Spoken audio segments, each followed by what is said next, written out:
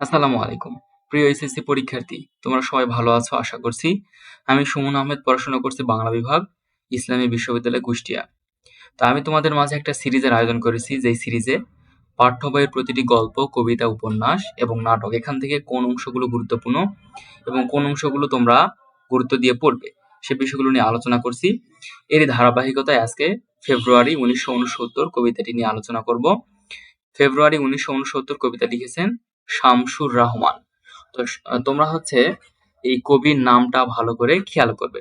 প্রশ্ন আসে যে ফেব্রুয়ারি 1969 কবিতাটি কে লিখেছেন? উত্তর হচ্ছে শামসুর রাহমান। তো এই বানানটি কিন্তু অধিকাংশ জন ভুল করে, তো বানান এটা গুরুত্ব দিয়ে দেখবে। এছাড়া প্রশ্ন আসে যে শামসুর রহমানের পৈতৃক নিবাস কোথায়? উত্তর হচ্ছে নরসিংদীর পাড়াতলী গ্রামে। তারপরে প্রশ্ন ক নাম্বারের জন্য যেটা গুরুত্বপূর্ণ সেটা হচ্ছে শামসুর রাহমান তার কর্মজীবন শুরু করেন কোন পত্রিকার মধ্য দিয়ে? উত্তর হচ্ছে দৈনিক মর্নিং নিউজ। এছাড়াও প্রশ্ন আসে যে শামসুর রাহমানের প্রথম কবিতা প্রকাশিত হয় কোন কাব্যগ্রন্থে? উত্তর হচ্ছে সাপ্তাহিক সোনার বাংলা। এবং এটা কত খ্রিস্টাব্দে? 1949 খ্রিস্টাব্দে। 1949 খ্রিস্টাব্দে সাপ্তাহিক সোনার বাংলা পত্রিকায় শামসুর রাহমানের প্রথম কবিতা প্রকাশিত হয়। এখন আমরা সরাসরি দেখব কবিতা থেকে কোন অংশগুলো ক নাম্বারের জন্য এবং কোনটি খ নাম্বারের জন্য গুরুত্বপূর্ণ এবং কিভাবে প্রশ্ন আসে। আবার ফুটেছে দেখো কৃষ্ণচূড়া থরে থরে শহরের পথে।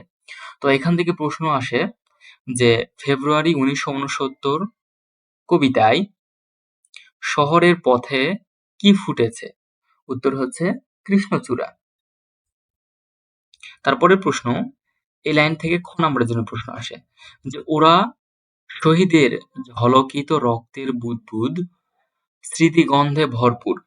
তাহলে এখানে কবি কাদের কথা বলেছেন ব্যাখ্যা করো।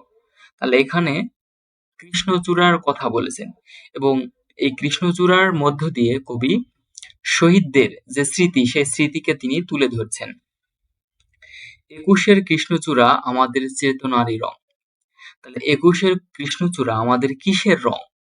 এটা ক নাম্বারের জন্য এই প্রশ্নটি গুরুত্বপূর্ণ। তারপরের প্রশ্ন, এ রঙের বিপরীতে আছে অন্য রং, ব্যাখ্যা করো।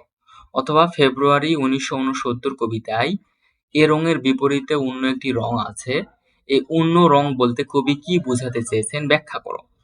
এটা কিন্তু খ নাম্বারের জন্য খুবই গুরুত্বপূর্ণ।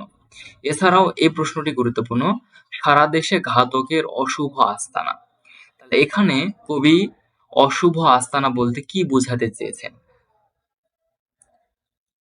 এছাড়াও কবিতা থেকে যে অংশগুলো পড়তে হবে, মানবিক বাগান কমল বন হচ্ছে তছনছ, এটা ব্যাখ্যা করো।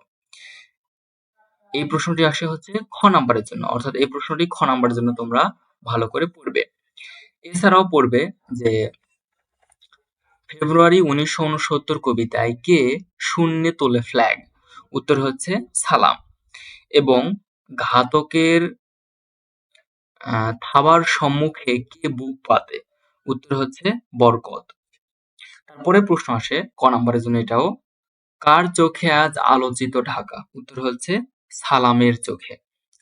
তারপরের লাইনটি খ নাম্বারের জন্য গুরুত্বপূর্ণ, সালামের মুখ আজ তরুণ শ্যামল পূর্ব বাংলা। তাহলে এই অংশের দ্বারা বা এই পংক্তির দ্বারা কবি কি বুঝাতে চেয়েছেন বা এই পংক্তিটি ব্যাখ্যা করো। সালামের মুখ আজ তরুণ শ্যামল পূর্ব বাংলা।